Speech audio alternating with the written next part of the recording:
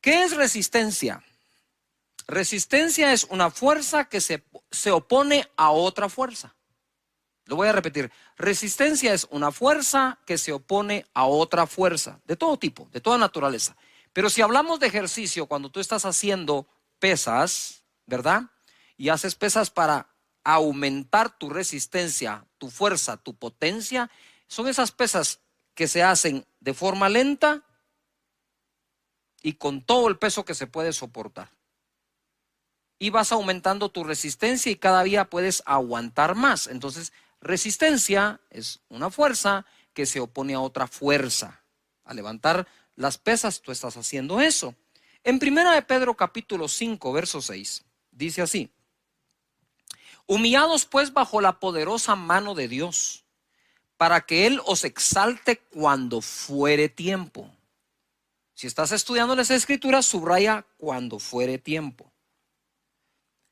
Echando toda vuestra ansiedad sobre Él, porque Él tiene cuidado de vosotros. Sed sobrios y velad, porque vuestro adversario el diablo, como león rugiente, anda alrededor buscando a quien devorar. Estar sobrio y estar velando es lo que a ti te toca. Pero lo que le toca al diablo es devorar. Para evitar que nos devore, debemos ser sabios, debemos de estar sobrios y debemos estar velando. Verso 9, que es a donde quiero ir. Al cual resistencia, firmes en la fe. Quiere decir que lo que nos está recomendando el apóstol Pedro acá es: hey, ustedes tienen una fuerza para resistir esa otra fuerza. Entonces, el león anda, nuestro adversario, alrededor nuestro viendo a quién devorar usando su fuerza. Pero si dice la Escritura, resistidlo estando firme o firmes en la fe, entonces lo que me está diciendo la Escritura es: tienes una fuerza para contrarrestar su fuerza. Eso es resistir firmes en la fe, sabiendo que los mismos padecimientos se van cumpliendo en vuestros hermanos en todo el mundo. O sea, no hay a uno que no lo ataque. Verso 10, mas el Dios de toda gracia, que nos llamó a su gloria eterna en Jesucristo. Ojo, después que hayáis padecido, no queda otra, que hayáis padecido un poco de tiempo, Él mismo os perfeccione, afirme, fortalezca y establezca. El final de toda esa batalla, el final de ese ataque, el final de que ande alrededor viendo si te devora o no, será que tú vas a ser perfeccionado, vas a estar firmes, fortalecido y establecido. Si nosotros somos capaces, dice, de resistirlo por un tiempo, resistid al diablo y él huirá de vosotros, dice la palabra. Entonces, esa resistencia es una fuerza contra la otra fuerza hasta que él se vaya y huya de tu vida. Hoy quiero hablar de eso, de la fe para resistir. Hay cosas que tenemos que aguantar. Eso es como la pelea del box, ¿verdad? En la pelea de los boxeadores, muchos de ellos cansan a su oponente, deja que lancen golpes y ellos aguantan y resisten y lanzan golpes y lo están resistiendo hasta que ven que ya está debilitado. Entonces contraatacan y chao. Igual aquí dice, tienen que resistir al diablo por un poco de tiempo. Lo que está pasando en el mundo entero va a tomar tiempo salir de allí, pero vamos a tener fe para lograrlo. En Hebreos capítulo 11, verso 1, dice la Escritura: es pues la fe la certeza de lo que se espera, la convicción de lo que no se ve. Y tú me puedes decir, pero Cash, ¿qué tiene que ver esto con lo anterior? Muchísimo, porque dice que lo resistamos firmes en la fe. No dice que lo resistamos firmes en nuestra propia fuerza, sino en la fe. Es pues la certeza de lo que se espera, la convicción de lo que no se ve. Otra versión dice las realidades. Es estar convencido de las realidades que no se ven. No se ven, pero son realidades. Estamos siendo atacados por las realidades que vemos. Pero debemos resistir confiando y creyendo en las realidades que no vemos. Por la fe se ven. Verso 2. Porque por ella alcanzaron buen testimonio los antiguos. Por la fe entendemos haber sido constituido el universo por la palabra de Dios, de modo que lo que se ve fue hecho de lo que no se veía. Entonces, ojo aquí, pongamos atención. Estamos siendo atacados por las cosas que se ven. Y vamos a estar firmes resistiendo todo eso, creyendo en las realidades que no se ven. Pero ojo, pero pronto de lo que no ves, pero crees, será hecho lo que verás, lo llegarás a ver. Por eso cito la fe. Y hablando de la fe, la Escritura me enseña que por la fe es que los antiguos alcanzaron buen testimonio. Ahora, si nosotros estamos en la era de la fe y de la gracia, pues deberíamos de ser tan exitosos y aún más que aquellos en aquella época, todo lo que lograron, lo lograron por la fe. Aún fueron justificados delante de Dios por medio de la fe. Hebreos capítulo 11, verso 8. Quiero hablar del padre de la fe. Abraham, cuando yo llegue al cielo por la gracia y misericordia de Dios, si me deja entrar, lo primero que voy a hacer, entre otras cosas, es conocer a todos estos que están en Hebreos 11. Y hay que empezar por el padre de esa fe, que es nuestro padre Abraham. Por la fe Abraham, siendo llamado, obedeció para salir al lugar que había de recibir como herencia y salió sin saber a dónde iba.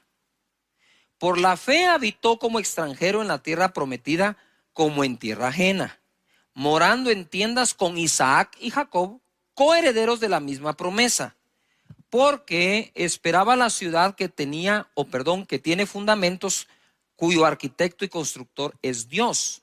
Por la fe también Sara, siendo estéril, recibió fuerza para concebir y dio a luz aún fuera del tiempo de la edad, porque creyó que era fiel quien lo había prometido.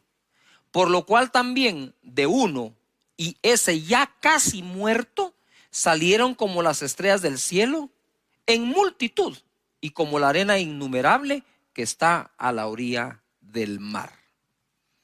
Debemos tener una fe para resistir, pero debemos tener una fe para recibir. Son dos cosas diferentes.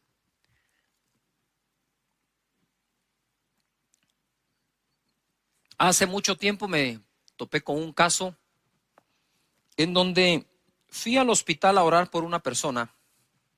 Esta persona estaba en el intensivo.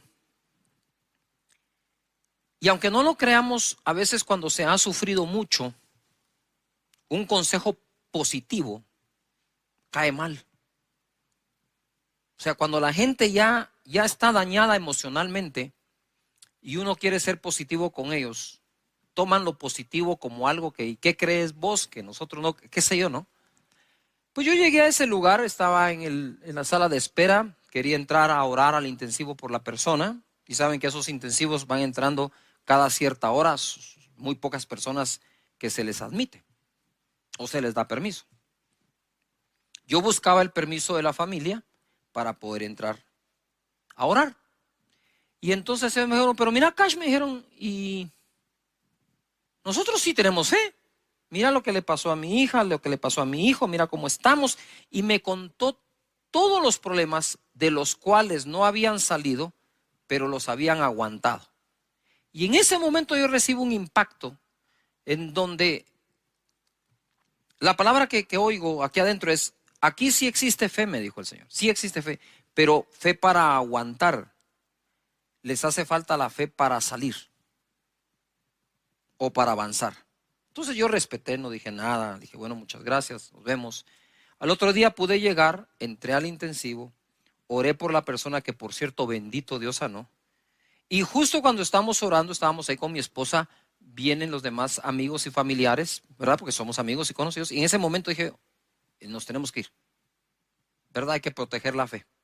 Y bendito Dios sanó. Lo que quiero decir con este ejemplo es que muchos de nosotros hemos aprendido a vivir con algunos problemas y hemos desarrollado esa fuerza o esa fe, que no está mal, está buena, para aguantar durante muchísimo tiempo. Pero eso no quiere decir, ni debe implicar en tu vida, que por eso entonces ya no vas a tener la fe para salir de ese problema, sino únicamente la fe para vivir con el problema. Yo entiendo las dos cosas. Hay momentos que tenemos que creer para aguantar, pero no que eso nos robe el creer para salir. Dios te da la fe para aguantar, pero Dios también te da la fe para salir. Abraham salió sin saber a dónde iba. Y la escritura dice, que leímos, que echemos nuestra ansiedad sobre Él para que Él nos exalte cuando sea tiempo. Ustedes saben que la incertidumbre del futuro motiva muchísimo la ansiedad interna en el corazón de nosotros. Y hoy por hoy hay mucha incertidumbre del futuro en la mente de muchísimas personas alrededor del mundo. ¿Qué irá a ser del futuro? ¿Qué irá a ser de la familia? ¿Qué va a ser del negocio? ¿Qué va a ser de la iglesia? Y todos somos atacados por eso, pero tenemos que contraatacar. Es decir, una fuerza que combate esa fuerza, resistencia, por la fe, estando firmes contra todo eso. Porque tu mentalidad no puede desboronarse, tu estructura mental no se puede corroer, contaminar y destruirse. Debemos mantenernos fuertes en nuestros pensamientos a través de las escrituras. Entonces, mira, Abraham cuando sale sin saber a dónde va. Pero a todos nosotros nos gusta saber, tener algo de certeza de lo que va a pasar en el futuro. ¿Vos me garantizás que si yo hago esto va a pasar aquello? Eso no es sino la voz de la ansiedad, de la incertidumbre, y quieren estar certeros. Pero Abraham, el padre de la fe, se fue sin saber a dónde iba. Pero sabía quién iba con él. O sea, todo viaje mientras Dios te acompañe es bueno. Tú dices, pastor, me quedé sin empleo. No eres el único, son miles. La pregunta es, cuando te quedaste sin empleo, ¿Dios te abandonó y te dejó solo, o Dios te está acompañando en esa época y proveyendo para todo lo que necesites conforme sus riquezas en gloria en Cristo Jesús? Y dice la escritura, mira, ya les voy a hablar de cómo llegaron a tener el hijo con Sara, pero él moraba, dice, en tiendas con Isaac y con Jacob, sin haber alcanzado la tierra todavía. Quiere decir que en el camino tuvo a su hijo, tuvo a su nieto y todavía no tenía lo que le habían prometido.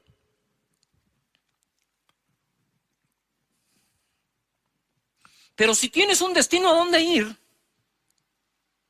no hay manera de alcanzarlo si paras de caminar.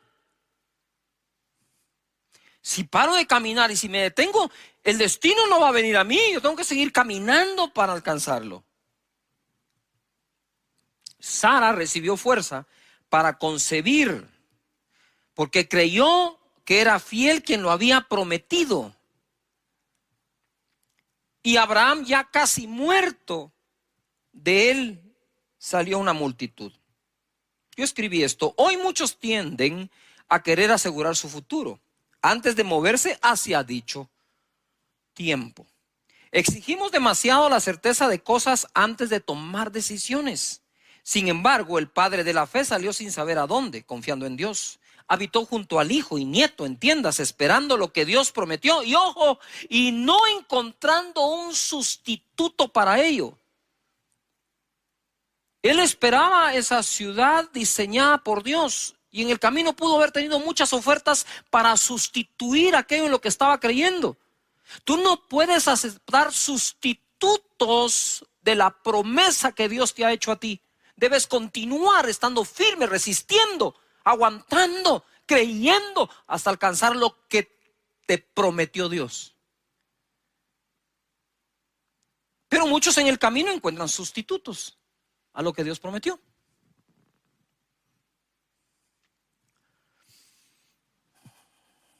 Tuvo su hijo cuando ya estaba casi muerto, es decir, tuvo fe para resistir mucho tiempo, pero también tuvo fe para recibir. Y Sara igual, tuvo fe para resistir mientras fue estéril, ojo, y tuvo fe para concebir cuando no tenía fuerzas. Porque una cosa es que era estéril, pero dice que ella recibió fuerzas para concebir. Son dos cosas distintas. Tenemos necesidad de desarrollar fe para el proceso. Ahora te cuento un poco el proceso. En Romanos capítulo 4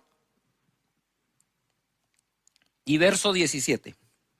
Como está escrito, eso subráyenlo: te he puesto por padre de muchas gentes delante de Dios, a quien creyó, el cual da vida a los muertos y ama las cosas que no son como si fuesen. Este es el proceso.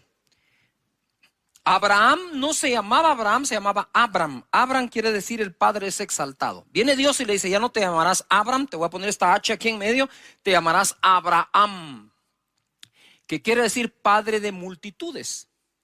Pero Dios llamó a Abraham padre de multitudes sin tener ni un solo hijo.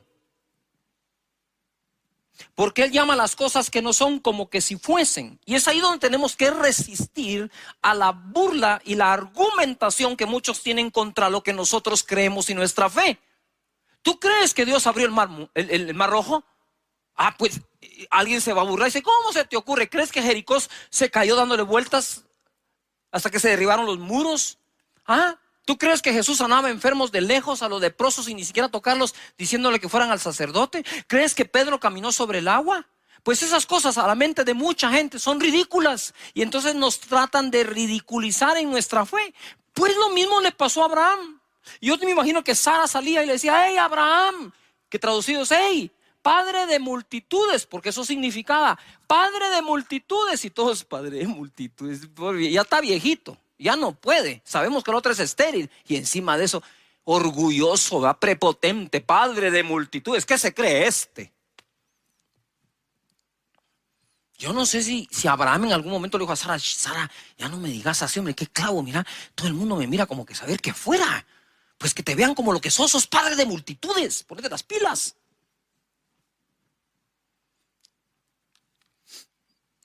Llama las cosas y lo puso por padre sin tener ni un hijo. Él ya te puso a ti por muchas cosas sin que todavía ocurran. Pero es que las cosas no pasan para que creo para que pasen. Te lo repito, las cosas no van a pasar para que creas, porque crees, van a pasar.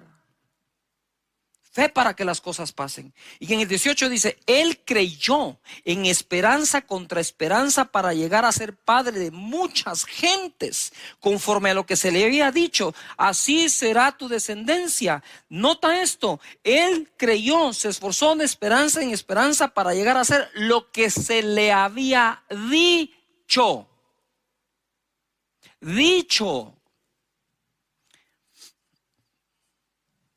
Yo podría decirles, miren mis hermanos, aquí la cosa se va a poner más fea. Espero que aguanten, ¿verdad? Ahí nos vemos en el año 2024, al rato ya salimos. No estamos para eso, las personas que tratamos de buscar a Dios para darte una palabra. Estamos para darte una palabra de fe, que la creas. Entonces él dice que se esforzó de esperanza contra esperanza. Hay una versión que fue escrita de otra forma, dice, él se esforzó de esperanza contra todas las demás esperanzas. No se daba esperanza por el viejito Abraham, pero no necesitaba que nadie se la diera. Él sabía lo que creía y sabía en quién creía. Verso 19, y no se debilitó, yo subrayé la palabra debilitó, en la fe. Eso quiere decir que hay personas que ya se están debilitando en la fe. ¿Cómo? Te voy a enseñar cómo no se debilitó y qué hay que hacer para no debilitarte en la fe. Pongan atención, subrayen, escriban en el chat, no me debilitaré en la fe, no me debilitaré en la fe. ¿Cómo? De esta manera. No se debilitó en la fe al considerar su cuerpo, que estaba como ya muerto o ya como muerto, siendo de casi 100 años. O la esterilidad de la matriz de Sara. Entonces, ¿cómo una persona puede debilitar su fe? Considerando de más, considerando de una manera incorrecta lo que está pasando. Entonces Abraham dice, voy a llegar a ser, lucho contra todas las esperanzas, voy a llegar a ser el padre de multitudes que Dios dijo que ya soy, hasta me cambió el nombre. Ya yo soy un padre de multitudes y todos. ¿Y dónde está el hijo? Ustedes espérense. Tranquilos, de que lo fabrico. Pero si ya tenés 100 años, entonces, ojo a lo que voy a decir con muchísimo respeto. Abraham, a sus 100 años, dice que no consideró su cuerpo como ya muerto. Y se recuerdan que dice, y ya de él que estaba casi muerto, entonces de ahí sacó una multitud. casi muerto en este contexto es, Abraham ya no podía tener relaciones con Sara, no había forma, ni aunque Sara fuera fértil, él no podía tener relaciones con Sara para poder engendrar un hijo y Sara concebirlo. Pero además no consideró a Sara que estaba estéril. Pónganse atención, pongan atención a esto. No consideró ninguna de las dos partes. No consideró lo que le pasaba a él, ni tampoco consideró lo que le pasaba a Sara. Y lo que quiero decirte es, no puedes considerar tú en este momento lo que te pasa a ti y lo que le está pasando al mundo entero, porque eso va a debilitar tu fe. ¡Yuhu! Todo lo contrario, es cierto, sí. Abraham dijo que no dijo, esto no es cierto. Él dijo, no lo voy a considerar de tal manera que el mensaje que reciba es que lo que Dios dijo que iba a pasar es imposible. Claro que es imposible al hombre, pero lo que es imposible al hombre es posible a Dios, dice la Escritura. Entonces vamos a nosotros a leer la Escritura con la manera de pensar que tenemos, o vamos a renovar nuestra manera de pensar por las Escrituras. Pienso de acuerdo a lo que está escrito. Yuhu. Esto está demasiado bueno. No se debilitó al considerar. Entonces, ¿qué hago yo para no debilitarme en la fe? Es no considerar de más todo lo que está ocurriendo. Porque afuera, sí, hay realidades que se ven, pero están escritas para ti realidades que se llegarán a ver. Gloria a Dios. ¿Saben qué? Yo después de predicar este mensaje me voy a sentar a oírme. 20 dice, tampoco. Todos pongan en algún lugar, tampoco. No me debilito y tampoco. Dice, dudó por incredulidad. Es que una vez se debilita la fe, lo que viene es la incredulidad. No se debilitó por incredulidad de la promesa de Dios, sino que se fortaleció en fe, dando gloria a Dios, plenamente convencido. ¡Wow! Esto es una fe para el proceso. De cuando Dios te hable a cuando Dios ocurra, pueden pasar días, semanas, meses, años o generaciones. No vamos a tapar el sol con un dedo. Puede ocurrir. Pero como he dicho yo, si lo que Dios me prometió no se cumple mientras yo estoy vivo, mi mayor herencia va a ser decirle a mis hijos, se va a cumplir mientras tú estés vivo. Y si no se cumple, le vas a decir a mis nietos que se va a cumplir mientras ellos están vivos, porque así fue como Abraham pasó su fe a Isaac y a Jacob.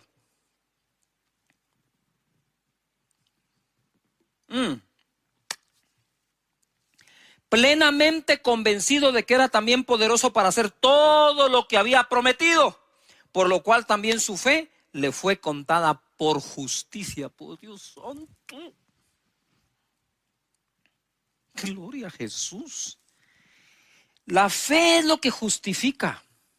Saben, a mí me trauma Hebreos capítulo 11, en el buen sentido de la palabra.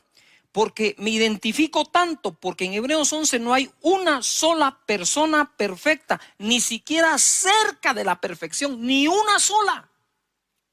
Y todos fueron justificados mediante la fe. En Hebreos capítulo 11, verso 17. Entonces ahora Abraham por fin se esforzó, llegó a ser padre de uno. Ahora tenía un hijo. Y ahora viene acá y dice, por la fe Abraham cuando fue probado. Muy bien. Primero puse fe para el proceso. Ahora escribe fe para la prueba. Porque tu proceso pareciera terminar cuando se cumplió una promesa, pero quizás después de cumplirse la promesa vendrá una prueba.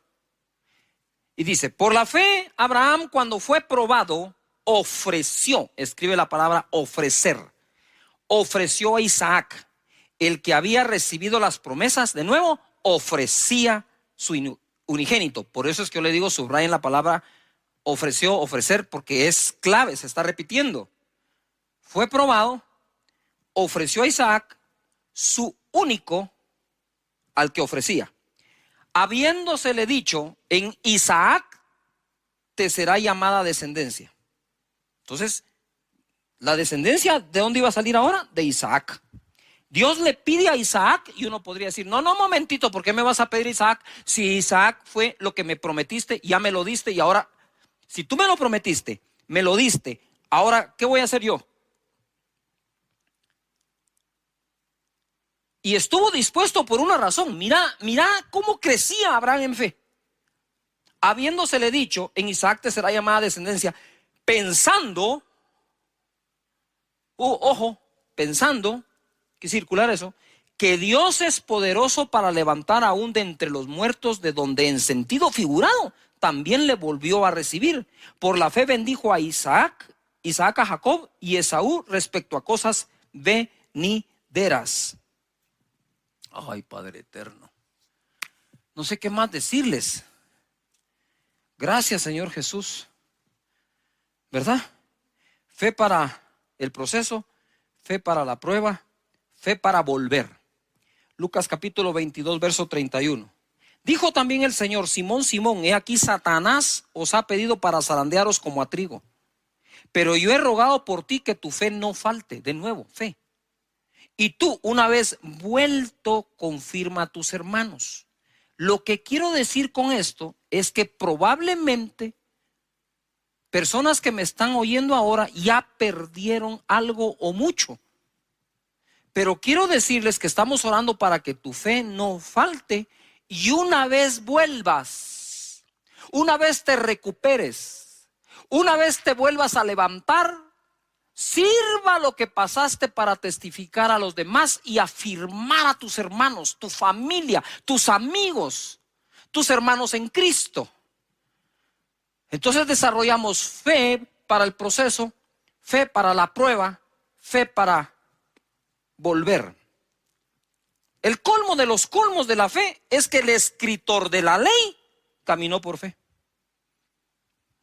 y no por la ley.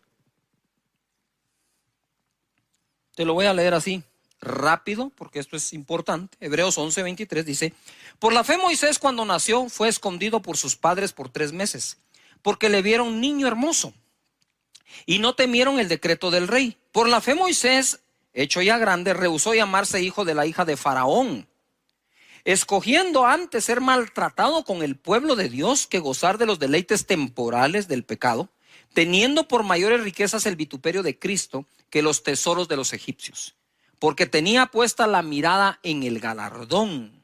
Mirada, esta es la clave aquí, mirada. Por la fe dejó a Egipto, no temiendo la ira del rey, porque se sostuvo como viendo al invisible. Paren allí. En el verso 26, quisiera que subrayes o encierres o hagas lo que seas, remarques, mirada. En el verso 27, quiero que subrayes viendo. Él se sostuvo como viendo al invisible. Ese es Dios. ¿Estamos de acuerdo? Pero dice que tenía puesta la mirada en el galardón. Yuju.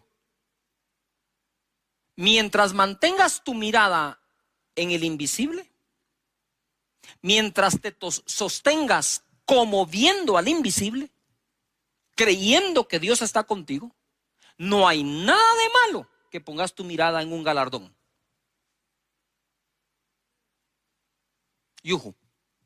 No hay nada de malo que pongas tu mirada en estos tiempos en decir: yo creo que en estos tiempos tan malos mis finanzas se pueden multiplicar. Y la gente dice: deja de ver eso. Sí, pero es que yo me sostengo viendo al invisible. Moisés se sostuvo viendo ¿a quién? Al invisible, pero puso su mirada ¿en dónde? En el galardón. Me encantan esos versos porque rompen con la religiosidad. Tú puedes decir: no, eso no es así. Claro, porque tú estás leyendo de acuerdo a lo que ya pensabas, no estás pensando de acuerdo a lo que estás leyendo. Si pensamos de acuerdo a lo que leemos, no hay nada de malo, ahí está escrito. Y es Moisés, autor de la ley, justificado por la fe. Digo yo: Moisés, ¿qué haces aquí en Hebreos 11 si tú eres autor de la ley? Sí, pero aunque escribió la ley, solo se puede salvar por la fe. Por la fe celebró la Pascua, dice, y la aspersión de la sangre, para que el que destruía a los primogénitos no los tocase a ellos, y declaramos y creemos que no va a tocar nuestra morada todo esto. Por la fe pasaron el mar Rojo como por tierra seca, e intentando los egipcios hacer lo mismo, fueron ahogados. Es que miren, hay fórmulas que no le van a funcionar sino solo a los que creen en Dios y su palabra. Hebreos 11:32. ¿Y qué más digo? Porque el tiempo me faltaría contando de Gedeón, de Barak, de Sansón, de Jefté, de David. Todos ellos tuvieron fe para aguantar, tuvieron fe para resistir, pero tuvieron fe para triunfar. Gedeón estaba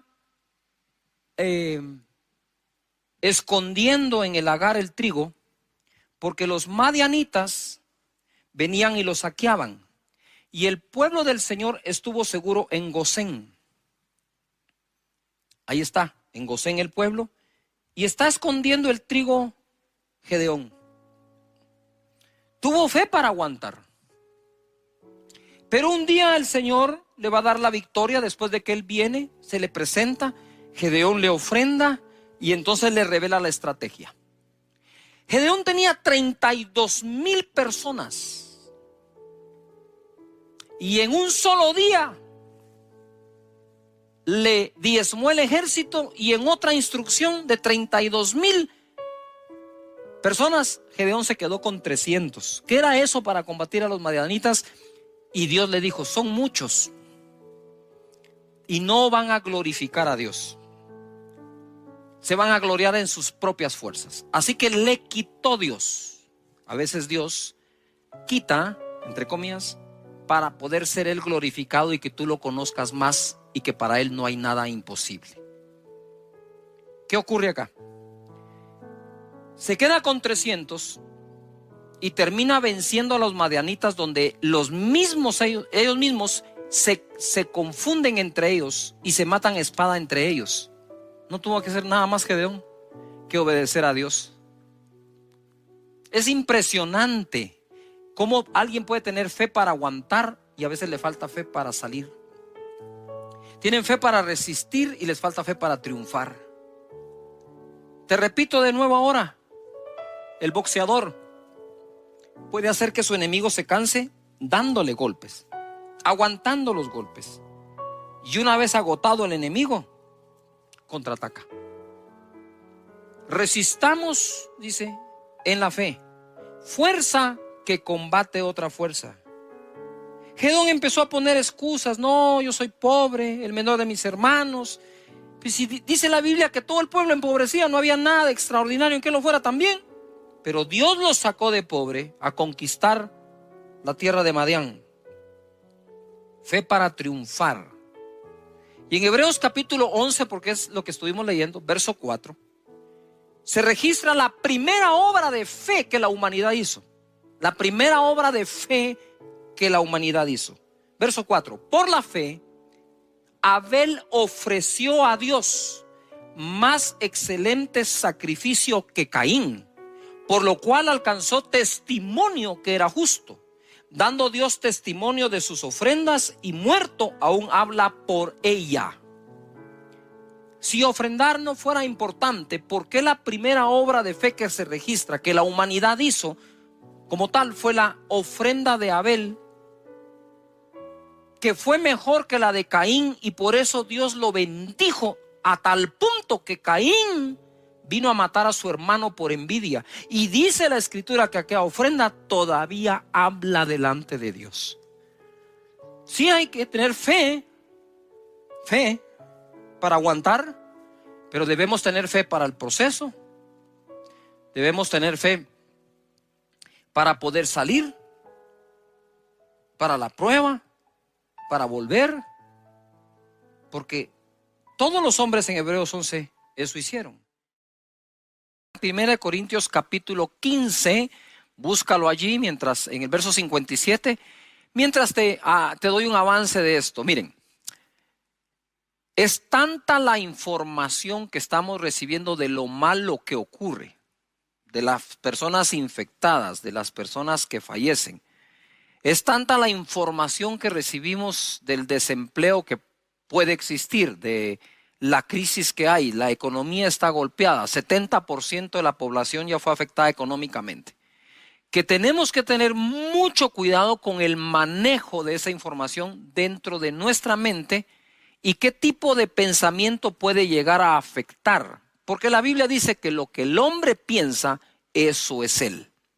También dice la Escritura que nuestras armas en la milicia son poderosas en Dios, no son carnales, para derribar argumentos, altivez, todo lo que se levanta en contra del conocimiento de Dios, llevando cautivo todo pensamiento a la obediencia de Cristo Jesús. Por lo tanto, lo que pensamos es muy importante. Y estamos ahora no solo peleando una batalla o contra un virus o contra los problemas económicos. La batalla más grande que quizás estés peleando en este momento es la batalla de la mente.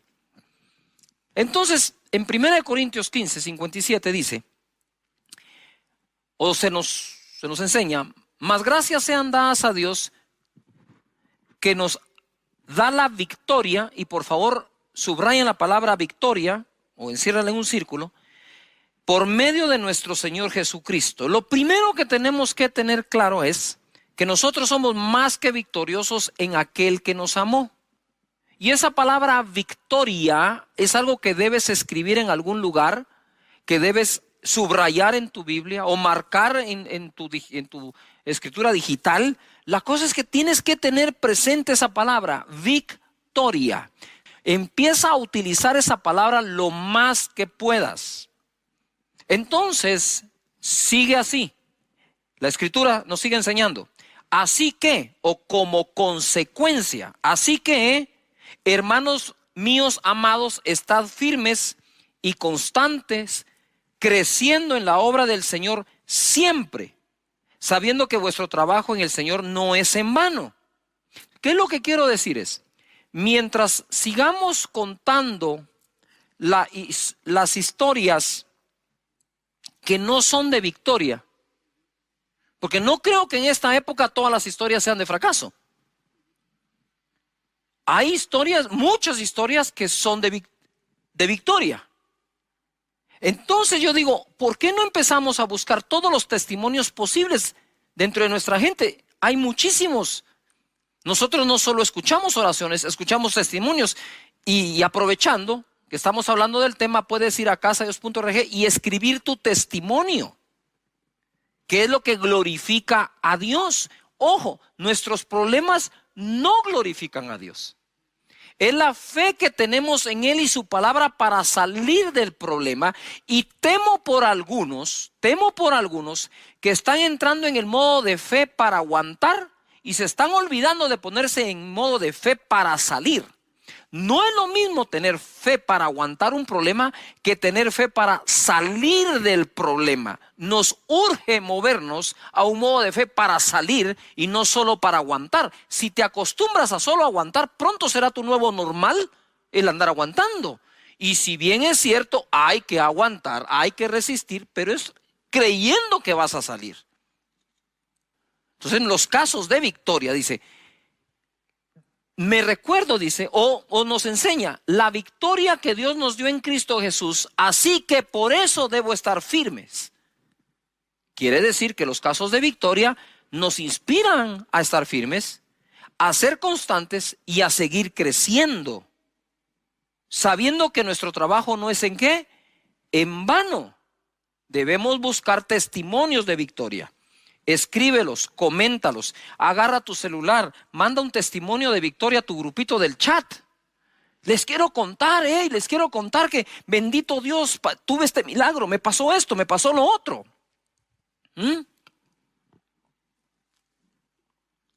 No solo es oren por mí, me quedé desempleado. Es escribir, bendito Dios, ya tengo el empleo. Bendito Dios, ya se abrió la empresa. Bendito Dios, ya sanó el enfermo. Tenemos que llenarnos de esos casos. La segunda cosa que quiero mencionar acá es que en la vida debemos tener ganas de ganar, no solo ganas de participar. Mira lo que dice Pablo en 1 Corintios 9:24. ¿No sabéis que los que corren en el estadio, todos a la verdad corren, todos corren, pero solo uno lleva el premio? Corred de tal manera que lo obtengáis. Ojo en esto, lo decía hace unos días. qué importante es distinguir o discernir, entender, comprender de qué tipo de carrera está hablando. Está hablando de la carrera que haces en la mañana o que haces en una faja o el ejercicio para mantenerte bien, en forma, quemar calorías, quemar grasa, o está hablando de la carrera competitiva. Porque aquí dice, todos en el estadio corren, pero solo uno lleva el premio. Corran de tal manera que lo obtengan. Y hay una gran diferencia entre aquel que corre por quemar calorías y aquel que corre para meterse a una maratón. O sea, el hombre que va a correr o la mujer que va a correr una maratón se prepara de diferente forma, duerme de diferente manera, come de diferente manera, pero además de eso adquiere un conocimiento extra. Como decía yo, no es lo mismo que tú vayas con tu amigo a jugar al tenis, por decir algo, o incluso al fútbol, y vas a jugar porque hay que pasar el tiempo, y es divertido, es buenísimo. Que otra cosa es, bueno, ¿qué es lo que debes aprender para competir en ese deporte? Entonces Pablo nos está exhortando a que no hagamos las cosas como de, nada más como de rutina, sino como que fuera competencia. Es decir, si vas a correr, dice, tenés que comprender algo. Todos corren, pero solo uno lleva el premio. Y le dice, y ustedes corran de tal manera que lo obtengan. Entonces imagínate lo que Pablo está diciendo. Si todos nosotros acá, la banda y nosotros vamos a hacer una carrera, dice, bueno, todos ustedes van a correr, pero les dejo claro algo. Solo uno lleva el premio. Corran de tal manera que lo obtengan. Pero si solo uno va a llevar el premio, pero nos pide que todos corramos como que fuéramos nosotros el que va a obtener el premio. Pablo era competitivo, pero competitivo en todo lo que hacía. Y me encanta cuando usa los deportes. Ahora bien, ahí les va algo. Mira, aunque obviamente yo creo en el poder del Espíritu Santo, en la persona del Espíritu Santo, es vital, es el centro de todo lo que soy y hago. Ustedes se recuerdan que al principio del año, muchísima gente empezó a hablar de la visión 2020, entonces como es el año 2020, hay que tener visión 2020 y todo se iba por ahí, ¿verdad? Yo lo respeté mucho y me quedé, pero ahora orando, intercediendo, recibí un 2020 muy bueno. Un 2020 muy bueno. Segunda de Crónicas 20:20 dice, y cuando se levantaron por la mañana salieron al desierto de Tecoa, y mientras ellos salían, Josafat estando en pie dijo, oídme Judá y moradores de Jerusalén. Subrayen lo que viene. Creed en Jehová vuestro Dios y estaréis ¿qué? Seguros. Segunda de Crónicas 20:20. Creed en Jehová vuestro Dios y estaréis seguros. Creed a sus profetas y seréis ¿qué? Prosperados. Cuando yo leo esto, recibo un impacto y digo, Padre, oro porque el segunda de Crónicas 20:20, sea por ti enormemente bendecido, que la gente esté en ti segura, que le crean a tus profetas y sean bendecidos y prosperados. Quiero hacer una pausa acá. ¿Cuántos que están en casa conectados quieren junto con este su servidor creer? Vamos a ver la mano de Dios moviéndose de forma poderosa, sobrenatural, bendiciendo las vidas, bendiciendo los cuerpos con salud, bendiciendo la economía de cada persona. Mis hermanos, puede estar pasando muchas cosas en el mundo, pero tú tienes que comprender que tú crees en Dios y sus escrituras.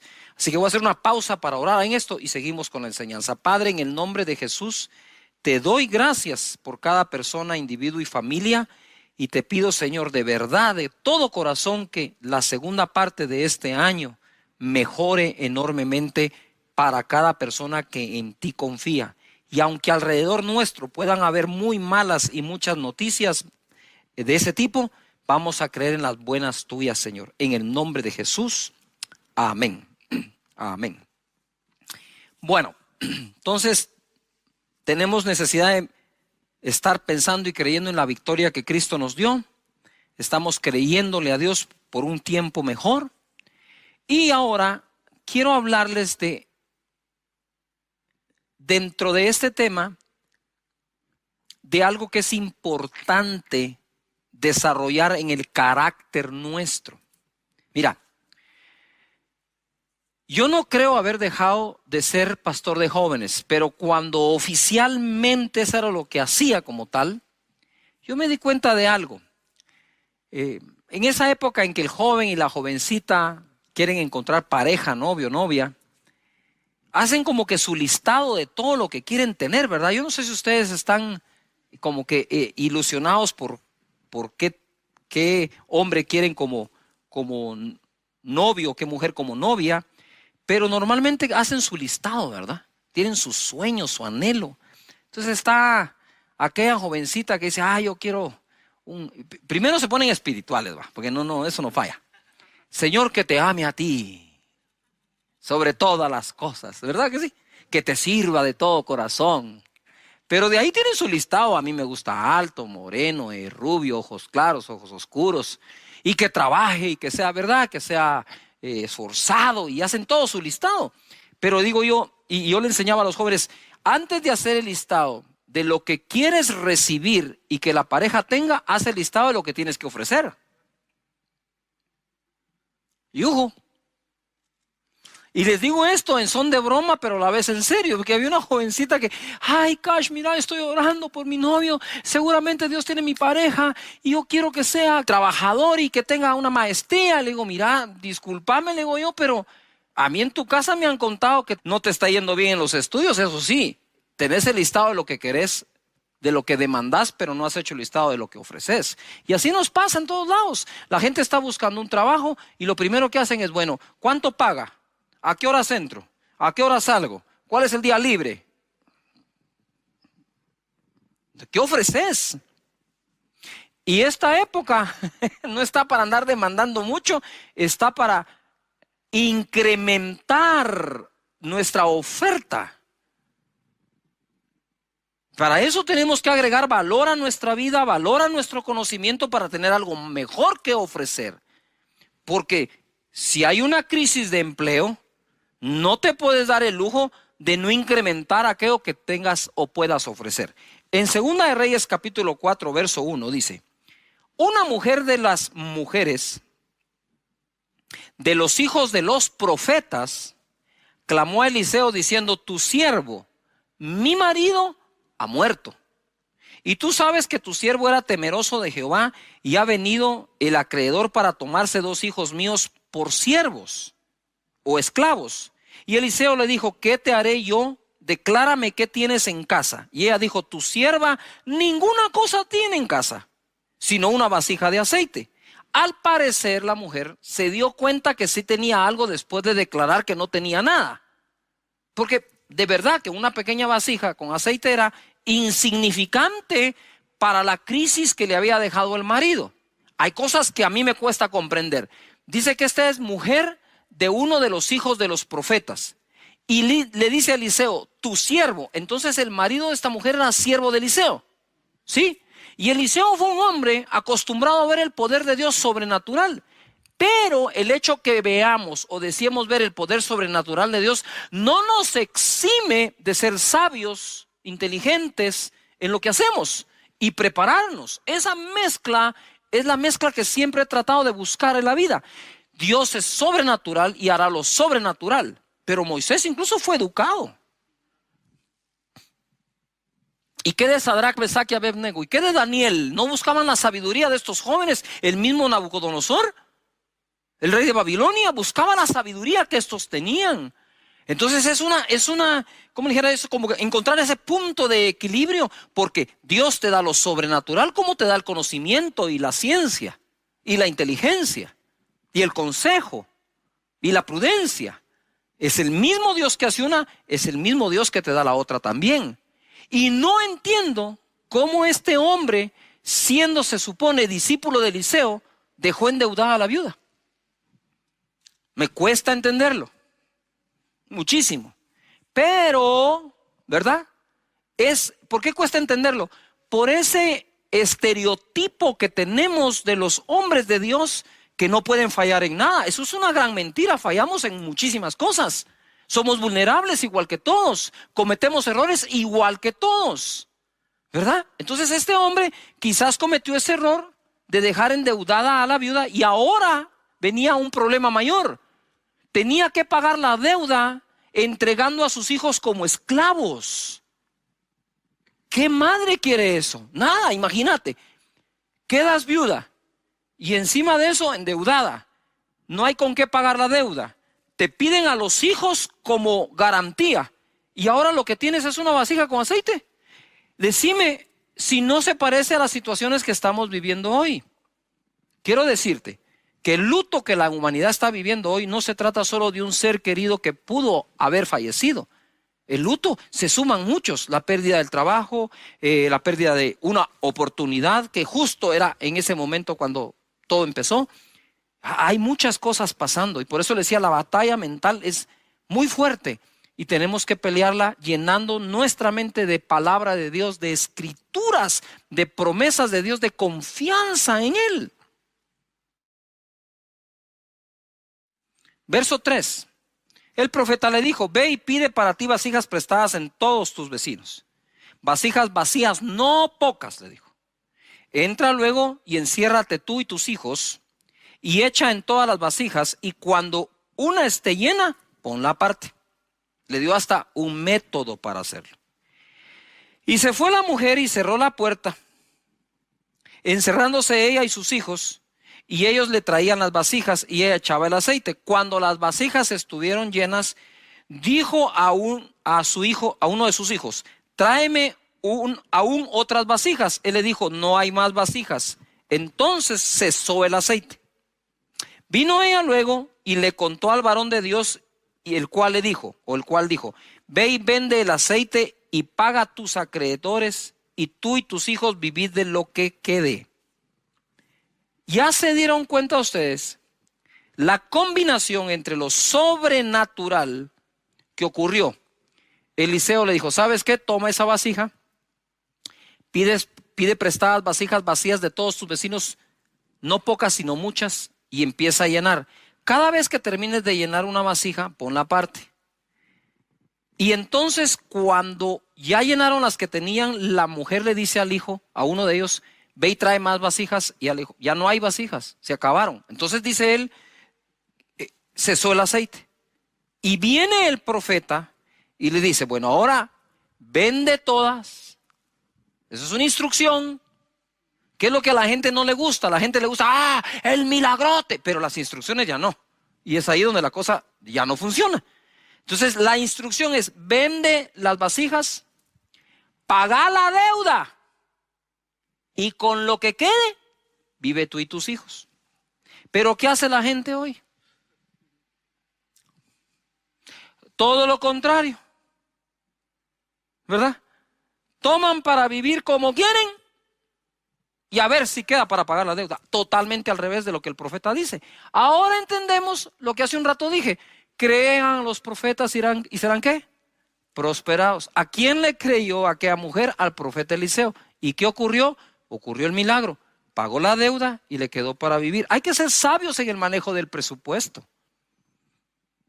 Hay que ser sabios en el manejo del presupuesto. Todo el tiempo debemos serlo. Ahora ojo acá.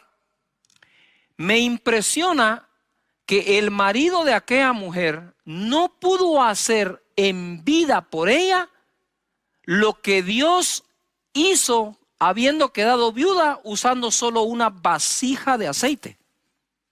Lo que no pudo hacer el marido, lo hizo Dios. Mira, quizás tú ya encontraste muchas razones para fracasar. Así que más te vale encontrar una para triunfar. ¿Quieres que lo repita? Quizás ya encontraste muchas razones para fracasar, pero más te vale buscar una para triunfar. Aquella mujer estaba desamparada y en una situación difícil. No acomodes tu fe a lo que está pasando.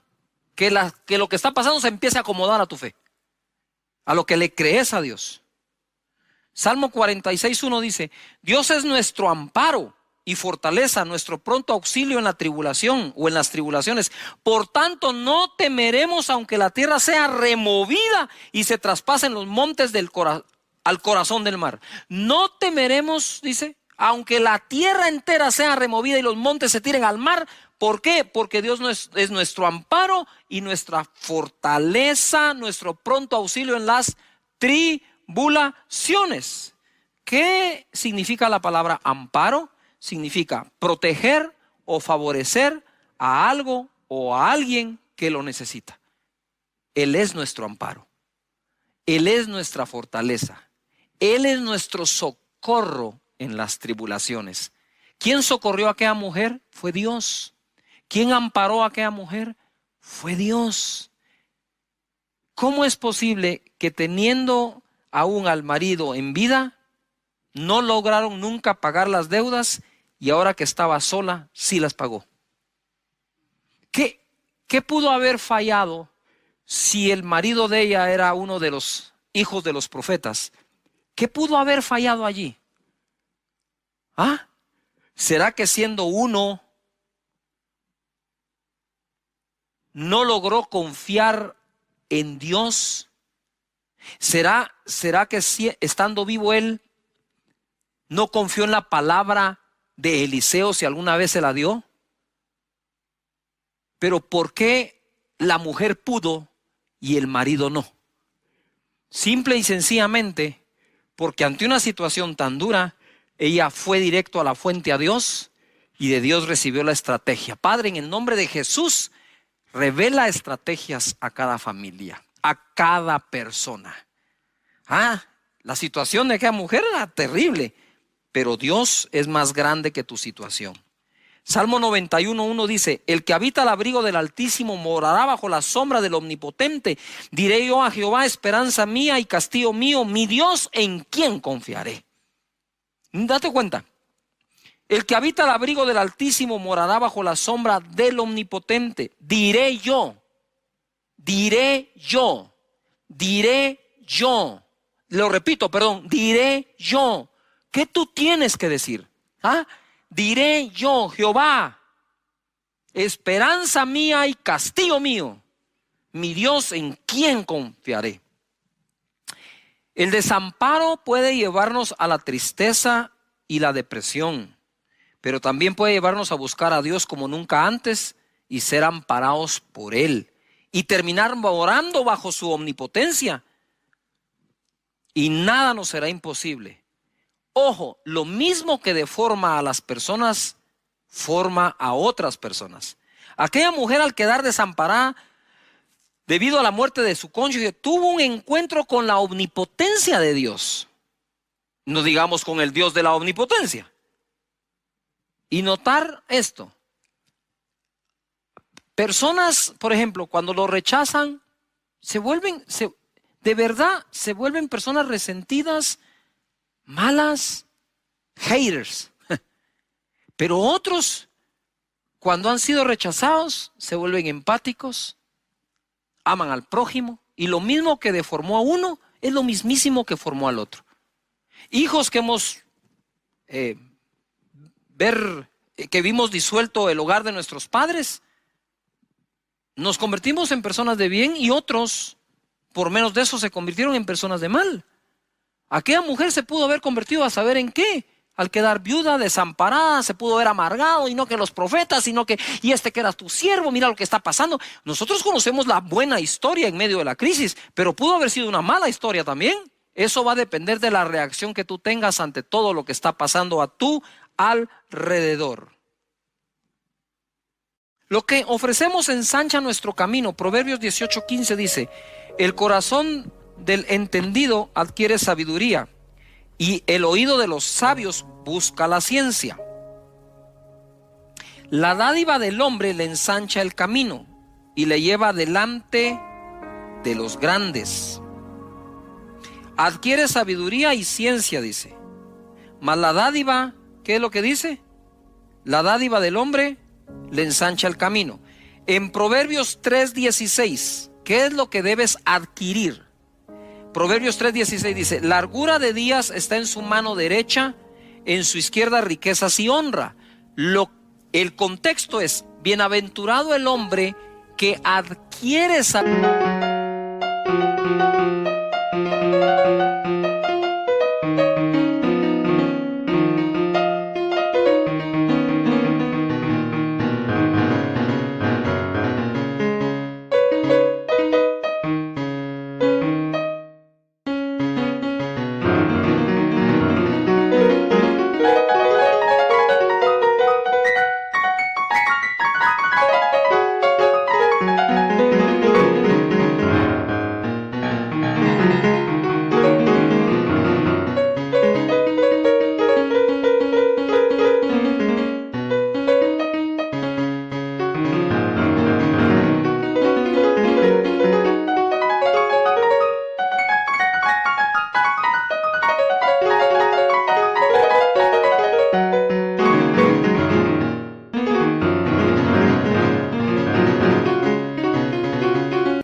sabiduría y obtiene inteligencia, porque entonces tendrá largura de día en su mano derecha, riquezas y honra en la mano izquierda.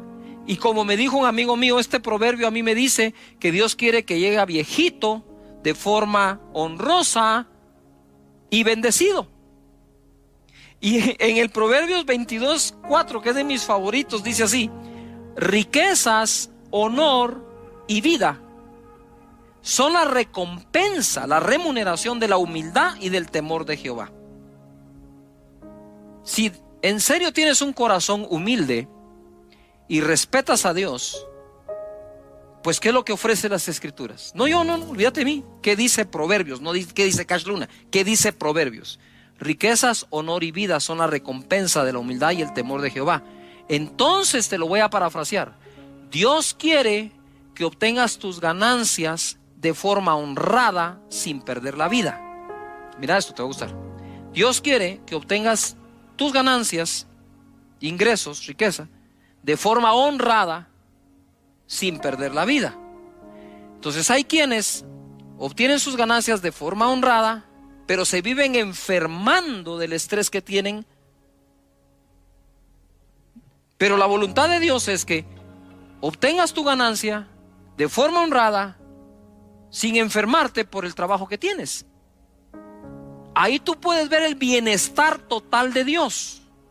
Dice: sí, yo te quiero bendecir económicamente, pero quiero bendecirte con principios y valores y manera de trabajar de forma honrada, y que puedas tomar tu tiempo para descansar y usar la inteligencia que te doy para trabajar, para que no necesites enfermarte mientras haces tu ganancia de forma honrada. Entonces la voluntad de Dios es tan global que dice: está bien, te voy a bendecir económicamente, te voy a bendecir formando tu carácter y cuidando tu salud. ¿Qué más quieren? Dios está presente en todas las áreas de tu vida. Ahora bien, vuelvo de nuevo a Proverbios 18:15. El corazón del entendido adquiere sabiduría, lo que acabamos de enseñar, y el oído de los sabios busca ciencia. Pero la dádiva del hombre le ensancha el camino y le lleva delante de los grandes. Entonces puedes ser muy sabio, puedes tener mucho conocimiento, pero lo que te lleva delante de los grandes hombres es lo que das. Lo que das me refiero a lo que ofreces. Yuhu. Es esa oferta que brindas de tus servicios, de tu trabajo, de lo que sabes hacer o de lo que estás aprendiendo a hacer. Eso es lo que te ensancha el camino, dice la Escritura. Mira, dice acá la palabra en Proverbios 18:15, ahí mismo, pero en la versión Dios habla hoy: los sabios e inteligentes adquieren los conocimientos que buscan. Con un regalo se abren todas las puertas y se llega hasta la gente importante. Cuando hablo aquí de un regalo, ¿qué tal si en esta época ofreces tus servicios a las personas de tal manera que les des una muestra de lo que puedes hacer sin necesidad de cobrar? Le dice: pastor, ¿de qué está hablando usted? No, pero es que aquí dice, ¿verdad? Esto, lo que quiero decirte es: deja que la gente pruebe tu trabajo. Que lo pruebe, a ver si les gusta. Haz un pequeño proyecto esperando que te den el otro, no sé. Pero aquí está clara la Escritura, ¿no? Esa mentalidad de demandar en lugar de ofrecer no es la mejor manera de salir adelante, nunca, y menos en este momento. En Éxodo 1:13 y 14 dice: y los egipcios hicieron servir a los hijos de Israel con dureza y amargaron su vida con dura servidumbre, en hacer barro y ladrillo, y en toda labor del campo y en todo su servicio, al cual los obligaron con rigor. Capítulo 3, verso 18 dice así: y oirán tu voz e irás tú y los ancianos de Israel al rey de Egipto, y les diréis: Jehová, el Dios de los hebreos, nos ha encontrado. Por tanto, nosotros iremos ahora camino de 3 días por el desierto para que ofrezcamos sacrificios a Jehová nuestro Dios. Cuando yo leí esto, dije: wow, ¿qué pasó aquí? ¿Por qué Dios lo primero que le pidió al pueblo es salgan y ofrezcan? Porque la mentalidad de ellos ya había sido afectada por generaciones de esclavitud, que no creían ser capaces de ofrecer algo. Ya el pueblo estaba subyugado a ver si alguien les daba algo. ¿Cómo Dios podría conquistar la tierra prometida con todo un pueblo cuya mentalidad había sido rebajada a eso? Y por eso Él va a forzar su mente a que crean que pueden ofrecer algo. Que puedan ofrecer algo. Me recuerdo que estuve yo en un país en Noches de Gloria. Terminábamos muy tarde y nos llevaron a comer a un restaurante. Fuimos ahí, comimos, cenamos. Ya era muy tarde y nos sirvieron muy bien. La atención fue espectacular. Y entonces yo le dije al mesero: mire, fíjese que nosotros, ese día todavía no había Noches de Gloria, era otro día. Le dije: fíjese que mañana tenemos un evento y vamos a salir bastante tarde. ¿A qué hora cierran ustedes? Y él me dijo: no importa a qué hora cerramos, nosotros lo podemos esperar a la hora que sea, me dijo. Pero mire, le dije, podría ser 1 o 2 de la mañana. No importa, nosotros lo esperamos. Wow, dije yo. Efectivamente, dije, qué actitud más buena. Fuimos a comer al otro día, muy tarde, y el mesero con una actitud impresionante. Entonces yo pensé, este hombre debe ser el dueño. Y le pregunté: mire, ¿usted es el dueño de este restaurante? No, me dijo, yo no soy dueño, soy un mesero. ¿Y por qué se queda tan tarde? Mire, me dijo, es que si tiene tiempo le cuento la historia así breve. Me dijo: yo fui un empresario, gané mucho dinero, vino la crisis, vino la espiral, todo se vino abajo. Yo solía ir 4 veces al año a Estados Unidos a vacacionar con mi familia, me dijo. Y entonces sí, le dije, pero este es el único empleo que tengo ahora, me dijo. Mi empresa cerró, quebré. Así que si usted quiere y su equipo venir a comer a las 3 de la mañana, aquí vamos a estar a las 3 de la mañana, no importa. Y yo me fui de espaldas. Dije, este hombre se va a volver a levantar seguro. Porque no está pensando sino en qué tiene que ofrecer. Yo quisiera orar hoy por todos ustedes para que Dios les bendiga en su vida física, salud, familiar, como esa viuda, pero que no crean que están desamparados porque están amparados por Dios. Y que Dios bendiga tu iniciativa, tu trabajo de tus manos y salgas adelante. Y que te dé ideas para tener algo que ofrecer. ¿Les parece que oremos? Padre, en el nombre de Jesús, muchas gracias por la vida. Gracias por las oportunidades y los ejemplos que en las Escrituras encontramos como esta viuda. Señor, que sepamos que tú eres el amparo nuestro y el amparo de todos. Señor, en el nombre de Jesús, te pido para que exista paz en el corazón y en la mente de las personas. En el nombre poderoso de Jesucristo, muchas gracias. De que dieron la mía extra, o aquellos siervos que hicieron solo lo que se les pidió, son llamados siervos inútiles. Para ser siervos útiles, hacemos más de lo que nos piden, ¿verdad? Esa es la enseñanza de Jesús, tanto a los líderes como a seguidores, como a todas las personas. Debemos aprender este principio para todos nosotros. Luego de eso vimos cómo fue promovido David. David no fue promovido por lo que el papá le ordenó hacer, lo hizo, fue al campamento de sus hermanos que estaban en batalla contra Goliat.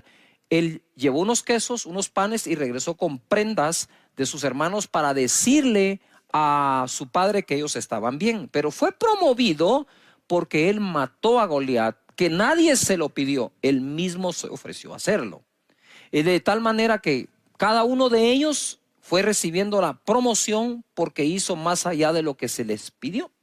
Entonces ahora quiero, habiendo resumido un poco esto, continuar ese mensaje que dimos.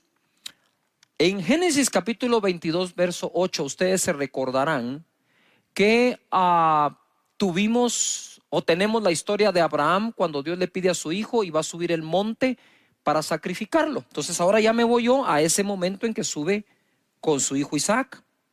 Y respondió Abraham porque le dice a Isaac: ¿y dónde está el cordero o lo que vamos a sacrificar? No lo veo por ningún lado.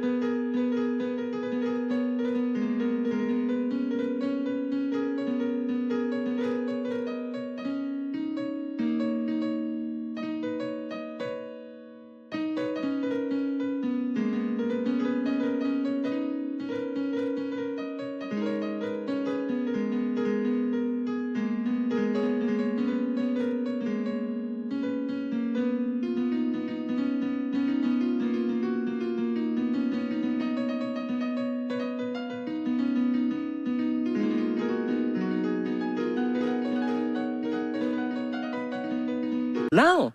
Y entonces Abraham le contesta, Dios se proveerá de cordero para el holocausto, hijo mío. E iban juntos. ¿Tú te imaginas para Abraham subir el monte y contestarle al hijo, Dios se proveerá cordero para el sacrificio, tú tranquilo, hijo mío? Y el hijo no sabía lo que le podía esperar. En el verso 9, cuando llegaron al lugar que Dios le había dicho, edificó allí Abraham un altar y compuso la leña y ató a Isaac su hijo y lo puso en el altar sobre la peña. Y extendió Abraham su mano y tomó el cuchillo para degollar a su hijo.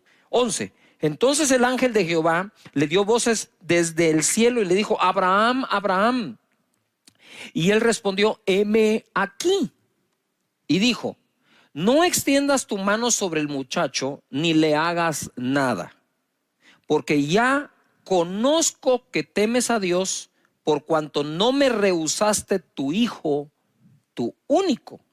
Entonces alzó Abraham sus ojos y miró, y he aquí en sus espaldas un carnero trabado en un zarzal por sus cuernos. Y Abraham fue y tomó el carnero y lo ofreció en holocausto en lugar de su hijo. O sea, sustituyó al hijo por un carnero, cosa que Dios no le pidió.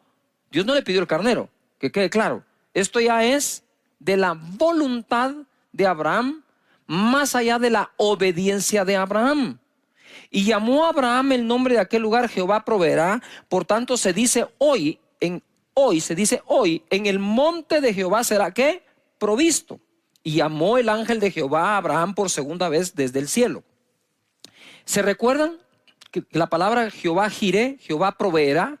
Ese nombre fue mencionado por Abraham hacia Dios ese día. Y de ahí todo, sí, Jehová Jireh, Jehová Jireh. Y a veces no sabemos de dónde viene.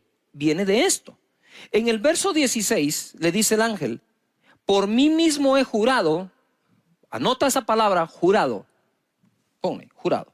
Por mí mismo he jurado, dice Jehová, que por cuanto has hecho esto, que fue sacrificar el carnero, y no me rehusaste tu hijo, tu único hijo, el cual Dios le pidió, de cierto te bendeciré y multiplicaré tu descendencia como las estrellas del cielo y como la arena que está a la orilla del mar, y tu descendencia poseerá las puertas de sus enemigos. Le he puesto por título la enseñanza de hoy, el día que Dios juró. Él dice que nosotros no podemos jurar, simple y sencillamente porque, ¿por qué podemos jurar? Sin embargo, Dios, no encontrando otro mayor que Él por quien jurar, juró por sí mismo. Mira, una cosa es cuando Dios nos habla y nos hace una promesa, otra es cuando la jura.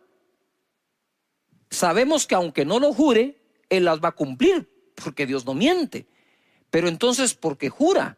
Dice que el juramento se pone para el final de toda discusión, como para decir, mira, te estoy pidiendo que me creas y por lo tanto te lo voy a jurar. Eso lo hace Dios. Nosotros los hombres, dice Él, no juréis, pero Él sí lo hace. Ahora, aquí quiero que noten algo que es bien importante. En Hebreos capítulo 6, verso 13, el escritor de Hebreos va a citar este mismo hecho, este acontecimiento. Pero para que quede claro a qué se refiere con que te bendeciré, porque eso es muy amplio. O sea, Dios te bendiga, eso es muy amplio. No sé si me explico. Otra cosa es, por ejemplo, cuando le dijeron a María, y bendito sea el fruto de tu vientre. Entonces, cuando Hebreos, o el escritor de Hebreos va a citar esto, dice de esta manera, o lo escribe de esta forma. En el verso 6 del capítulo, en el verso 13 del capítulo 6. Porque cuando Dios hizo la promesa a Abraham, no pudiendo jurar por otro mayor, juró por sí mismo diciendo, de cierto te bendeciré ¿con qué? Abundancia, y te multiplicaré grandemente. Este escritor, para dejarnos claro a qué se refería cuando dice te bendeciré, él dice te bendeciré con abundancia. Yo quiero pedirles un favor a todos. En esta época que estamos viviendo, ya hay gente que se autoabandonó. Dijo, no hay nada que hacer, no hay nada por qué luchar, que esto se quede así, ya definitivamente no voy a encontrar trabajo, no puedo abrir una empresa. Y yo digo, si ya encontraste 10 razones para fracasar, más te vale que busques una buena razón para triunfar. Y creo que una buena razón para salir adelante es que Dios juró bendecirnos de esta manera a Abraham y su simiente. Ahora quiero que pongan un poquito de atención a esto, porque se pone súper interesante. Ustedes que están acá, pónganle atención a esto. A parar un poco. Mira, ¿qué fue lo que Dios le pidió a Abraham? ¿A su hijo qué? A su hijo Isaac, a su único. Lo va a presentar en sacrificio cuando el ángel le dice, hey, no hagas eso, no hagas eso. Ya yo sé que temes a Dios al no rehusarle al hijo único. Entonces él voltea a ver, encuentra al carnero trabado en un zarzal, lo toma y lo sacrifica en lugar del hijo. Entonces, por la fe se dio por sacrificado Isaac, ¿verdad? Pero aunque no lo sacrificó, pero es un carnero el que sacrifica. Y le dice Dios, por cuanto hiciste esto de sacrificar al carnero, pon atención, y no rehusarme a tu hijo, de cierto te bendeciré con abundancia y multiplicaré tu descendencia. Ojo, porque esto se pone interesante y fenomenal. A mí me palpita algo aquí adentro. Dios hizo de Abraham un hombre muy rico y lo hizo un gran ganadero. ¿Se recuerdan? Eso surge del sacrificio del carnero. Le dice, te bendeciré con abundancia. Se refería a la multiplicación de ese carnero. Y multiplicaré tu descendencia. ¿Por qué tu descendencia? Porque le ofreció a su hijo. Entonces iba a ser bendecido en su descendencia e iba a ser bendecido en todo lo que significaba o representaba el carnero. Pero nosotros debemos ser sinceros con Dios y decirle, Señor, me urge que bendigas la economía de mi casa, de mi hogar, de mi empresa. Ustedes saben que solo en Guatemala, según las noticias nos dicen, el 70% de la población ya fue afectada económicamente. Si pretendemos salir de forma natural, es difícil que lo logremos, pero si nosotros vamos delante de Dios como fue Jacob, ¿sí? Como fue Abraham, como fue Isaac, que de hecho somos tan bendecidos como ellos, porque el libro de Gálatas dice que la bendición de Abraham nos fue dada a los gentiles en Cristo Jesús. En ese monte donde ocurrió eso, no porque fue al monte y dijo, voy a subir al monte a hacer una declaración. No, él no subió a hacer al monte una declaración, él subió al monte a ofrecer. Y ofreció a su hijo, a quien le dijo, hey. Dios no ha pedido sacrificios humanos, solo hizo para probar a Abraham. Era su único. Y al ponerlo ahí, Dios le dijo, voy a multiplicar tu descendencia por cuanto no me negaste al hijo. Y te voy a bendecir con abundancia por cuanto sacrificaste el carnero. Las dos cosas, el carnero eran el trabajo, el negocio, digamos, al que Abraham se dedicaba. Y el hijo su descendencia. Dios bendiga nuestra descendencia y bendiga nuestro trabajo. Así que escríbelo. Dios bendice mi descendencia. Dios bendice el fruto de mi trabajo. Escríbelo allí. ¿Esto está bueno o no? Va. Entonces, a eso lo puedes unir acá. 2 Corintios 9:10 dice. 2 Corintios 9:10. Y el que da semilla al que siembra y pan al que come, proveerá y multiplicará vuestra sementera y aumentará los frutos de vuestra justicia. Por favor, si pueden ustedes circular, subrayar o escribir en algún lugar la palabra sementera. ¿Qué es lo que Dios va a multiplicar? Ok, Él va a proveer y multiplicar ¿la qué? Sementera.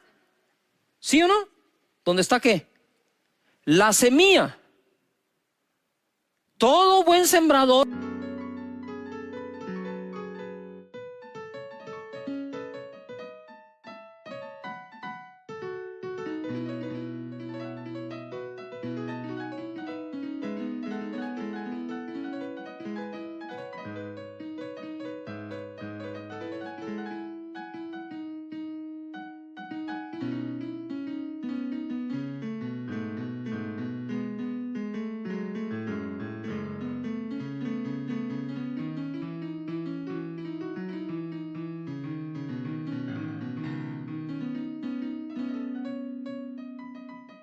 sembrador sabe que debe escoger su mejor semilla si quiere tener su mejor ¿qué? Cosecha. Y entonces dice acá, aumentará los frutos de vuestra justicia, y el fruto proviene obviamente de la semilla. Abraham, de nuevo, quiero volver a él. Él dijo, voy a aumentar, voy a bendecir, ¿sí?, tu sementera, por lo tanto tu descendencia. ¿Cómo puede ser posible que Abraham llegó a ser ese padre de multitudes que Dios le dijo, mira al cielo y si puedes cuenta las estrellas porque así será tu descendencia? Pero para pasar allí le dijo, ¿me darías tu hijo? Para Abraham ya sé que sí, por lo tanto multiplicaré tu descendencia. Ah, y me trajiste un carnero, y te voy a bendecir con abundancia. Allí en ese monte pasó eso, y en ese monte es donde a Dios se le nombra Jehová Jireh, Jehová nuestro proveedor. La situación no es fácil para nadie, está difícil, está complicada. Pero aquellos que confían que es Dios el proveedor, duermen en paz porque saben que Dios se las va a arreglar para hacer llegar recursos a tu familia o a tu trabajo. Noten algo. Abraham le dijo a su hijo, Dios se proveerá. Dios se proveerá. No dijo Dios proveerá, dijo Dios se proveerá cordero. Sin embargo, lo que encontró en el monte fue un carnero. Entonces ahora hablemos de cómo Dios se proveyó cordero. Juan 1:29. El siguiente día vio Juan a Jesús que venía a él y dijo, he aquí el cordero de Dios que quita el pecado del mundo. Ahora sí, Dios se proveyó ¿qué? Cordero. Mira, él exigía el cordero sacrificado para el perdón de pecados. Esos corderos los traían y el sumo sacerdote se encargaba del sacrificio. Pero aquí Dios se está proveyendo a él mismo su propio cordero para perdonar los pecados de todos nosotros. Es aquí donde se cumple. Dios se proveerá cordero, porque es el cordero de Dios, no el cordero de los hombres para Dios, sino el cordero de Dios para Dios. Wow, esto a mí me llena de emoción porque Jesús es nuestro Señor y nuestro Salvador y derramó su sangre por todos nosotros. Si Dios le pidió a Abraham a su hijo y Abraham no rehusó a su hijo, ¿cómo podría entonces Dios rehusar a su propio hijo? Y entonces dice, el que nos dio, el que no escatimó ni aún a su propio hijo, ¿no nos dará con él todas las demás cosas? ¡Wow! Y ojo, Abraham tampoco escatimó a su propio hijo y Dios le proveyó todas las demás cosas. Y ojo, para aquellos que querían algo más profundo y todo, pues ahí está.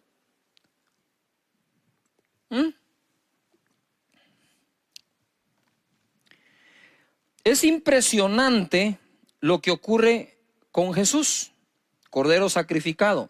Efesios 5:1. Ahora sí, agárrense de la silla donde quiera que estén. Esto se va a poner de mejor todavía. Efesios 5:1 dice, sed pues imitadores de Dios como hijos amados, y andad en amor como también Cristo nos amó. Subrayen amó, amar. Como también Cristo nos amó y se entregó a sí mismo por nosotros. Cordero de Dios. Lo que viene, por favor, subráyalo, porque esto te va a quitar algunas cosas que en la mente quizás te han puesto, personas que sin leer tan solo dan opiniones. Subraya lo que viene, creo que va a ser muy edificante para tu vida. Él se entregó a sí mismo por nosotros, ofrenda. ¿Qué palabra está ahí?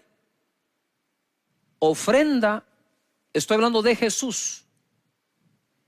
Sacrificio a Dios en olor fragante. Entonces, ese sacrificio que Jesús hizo en la cruz fue la ofrenda de Jesús para con su Padre. El equivalente a lo que Abraham iba a hacer con Isaac.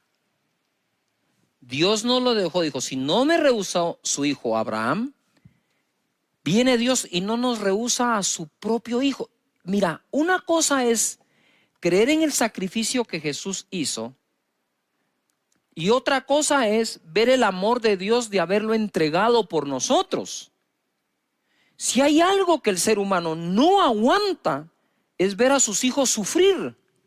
Yo quisiera que nos pusiéramos a pensar por un momento qué vivió, qué sintió, por qué pasó Dios Padre cuando vio a su hijo en la cruz del Calvario.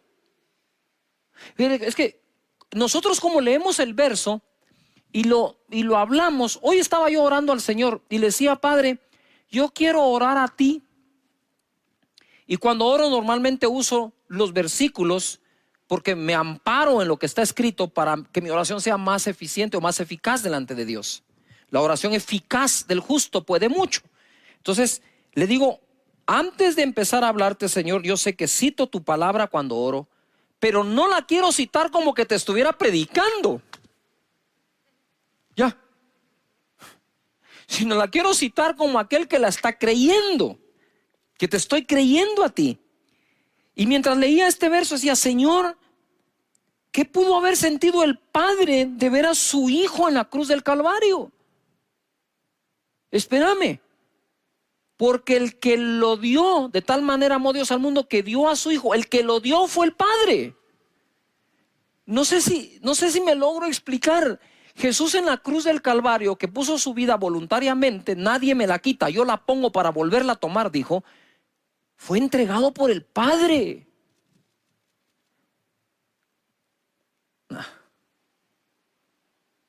Ver a tu hijo sufriendo en la cruz, o ver a tu hijo sufriendo y saber que tú lo entregaste. No estoy hablando que tú lo traicionaste, ese fue Judas. Eso es otra cosa. Estoy hablando de la entrega de darlo al mundo por nosotros. Eso debe haber sido no quiero ni imaginar lo que vivió Dios. Claro, él sabía que si Abraham creía que al entregar a su hijo Dios era capaz de devolvérselo de entre los muertos, ¿cómo no lo habría de creer el Padre de Jesús, sabiendo que sí habría de resucitar? Pero aunque vaya a resucitar, no podés obviar y quitar de en medio su sacrificio y su sufrimiento. Ahora quiero que comprendas esto. Dice Efesios que Él se entregó a sí mismo como ofrenda, en olor fragante, un sacrificio acepto a Dios. En otras palabras, ¿qué fue Jesús en la cruz? La ofrenda que Dios mismo se proveyó. Yo digo, Padre, pero si nosotros podemos ofrendarte, ¿por qué te tenías que proveer tu propia ofrenda? Y ahora tiene sentido cuando Él dice, Él da semilla al que siembra. Él es el que la da. Él es el que la provee. No le damos a Dios nunca nada que Dios no nos haya dado antes. Si le vamos a dar algo a Dios es porque Él ya lo dio a nosotros. Mira lo que dice Filipenses capítulo 4 verso 15. Y sabéis también vosotros, oh filipenses, que al principio de la predicación del Evangelio, cuando partí de Macedonia, ninguna iglesia participó conmigo, ninguna iglesia participó conmigo en razón de dar y recibir, sino vosotros solos. No podemos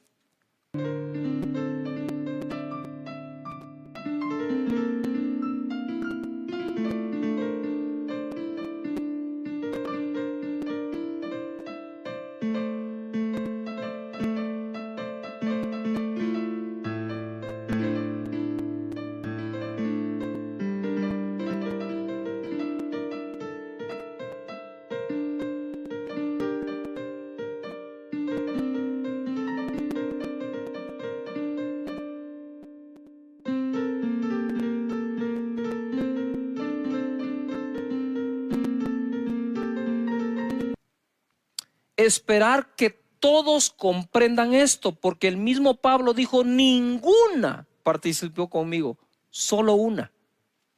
Solo una tenía ese entendimiento en aquel entonces, los filipenses. Y no es que busque dádivas, sino que busco fruto que abunde en vuestra cuenta.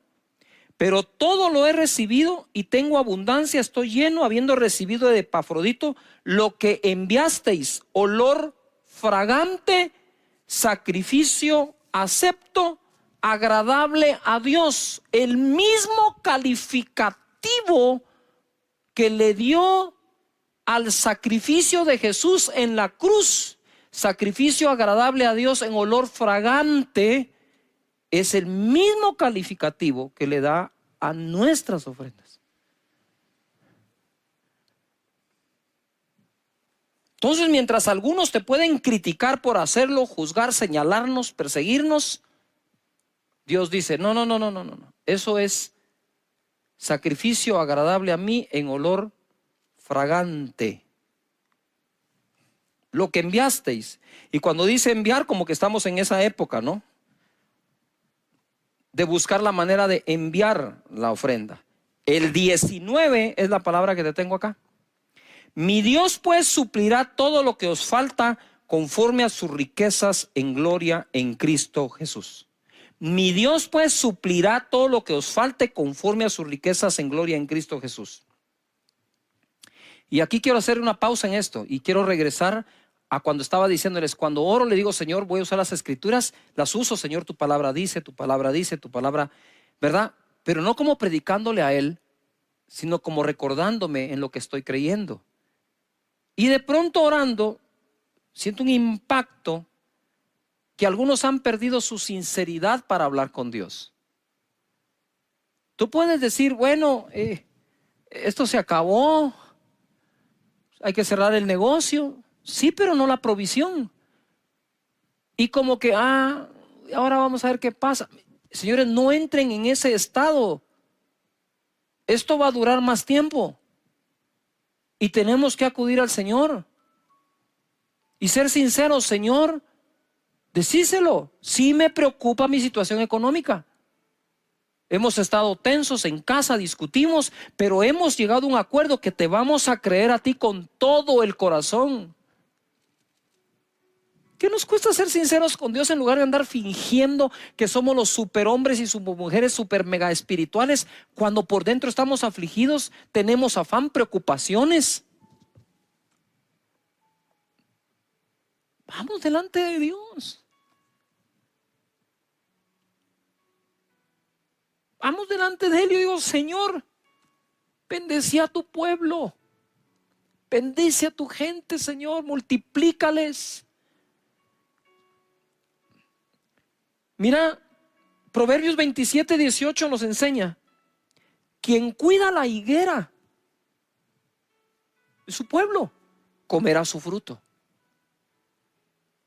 Quien cuida una higuera come de su fruto.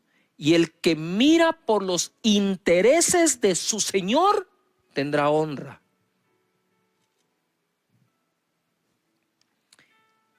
Y quiero irme a esta historia porque vimos cómo Jacob combatió al espíritu de Labán que le bajaba el salario y lo dejaba sin nada y reinventó su manera de procrear a los carneros, a las cabras y las ovejas, y Dios bendijo la reinvención. Y así pudo combatir a Labán. Pero ahora vamos a aprender cómo se combate a Madián. Jueces 6, verso 1. Los hijos de Israel hicieron lo malo ante los ojos de Jehová, y Jehová los entregó en mano de Madián por 7 años. No fueron 3 meses, no fueron 6 meses, no fue un año, fueron 7.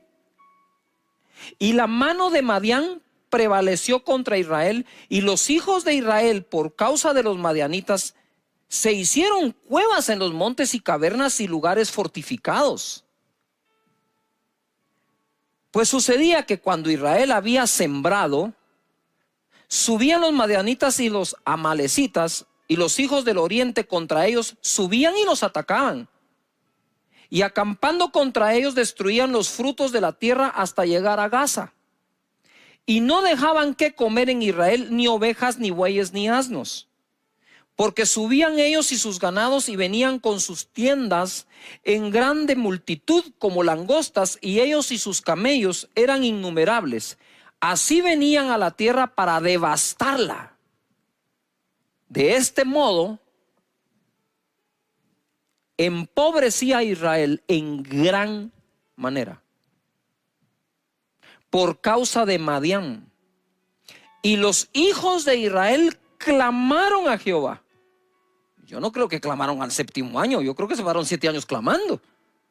Y cuando los hijos de Israel clamaron a Jehová a causa de los madianitas, o sea, yo creo que oraron todo el tiempo, pero este último clamor como que iba a poner final a aquella temporada. Jehová envió a los hijos de Israel un varón profeta, el cual les dijo: así ha dicho Jehová, Dios de Israel. Y por cierto, voy a hacer un paréntesis. La escritura dice: confiad en Dios y viviréis seguros, creed a sus profetas y seréis prosperados. Y ahora les manda un profeta, el cual les dijo: así ha dicho Jehová, Dios de Israel, yo os hice salir de Egipto y os saqué de la casa de servidumbre, la esclavitud. Os libré de la mano de los egipcios y de la mano de todos los que os afligieron, a los cuales eché de delante de vosotros y os di su tierra. Y os dije: yo soy Jehová vuestro Dios, no temáis a los dioses de los amorreos, en cuya tierra habitáis, pero no habéis obedecido a mi voz. Y vino el ángel de Jehová y se sentó debajo de la encina que está en Ofra, la cual era de Joás Ebieresita, y su hijo Gedeón estaba sacudiendo el trigo en el lagar para esconderlo de los madianitas. Había que esconder eso poco de comida que quedaba, porque los madianitas se lo llevaban. 12. Y el ángel de Jehová se le apareció y le dijo: Jehová está contigo, varón esforzado y valiente. Ok, sí, soy esforzado y valiente, pero no se mira claro. Y Gedeón le respondió: Señor mío, si Jehová está con nosotros, ¿verdad? Yo le hubiera dicho: y además tú decís que soy varón esforzado y valiente, ¿por qué nos ha sobrevenido todo esto? ¿No creen ustedes que nosotros también tenemos esa duda? A veces, ¿por qué nos viene esto? ¿Cómo saldremos de esto? ¿Y dónde están todas sus maravillas que nuestros padres nos han contado, diciendo: no nos sacó Jehová de Egipto? Si eso es pasado, pero ahora nos interesa el futuro, porfa. Y ahora Jehová nos ha desamparado y nos ha entregado en manos de los madianitas, que conste porque él les dijo la razón. 14. Y mirándole Jehová, no le habló. Una cosa es hablarle a alguien, otra cosa es quedársele viendo para hablarle. Cuando tú te le quedas viendo a alguien para hablarle, le estás diciendo: poneme toda tu atención, te voy a hablar.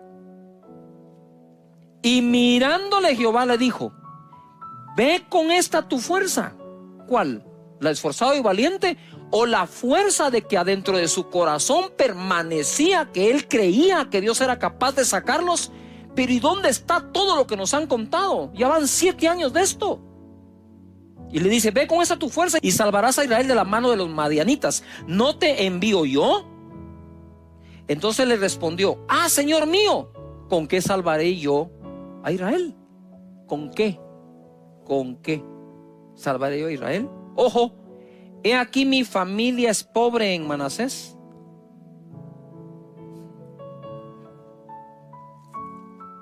y yo el menor de la casa de mi padre. Pregunto, a ver, estudiantes,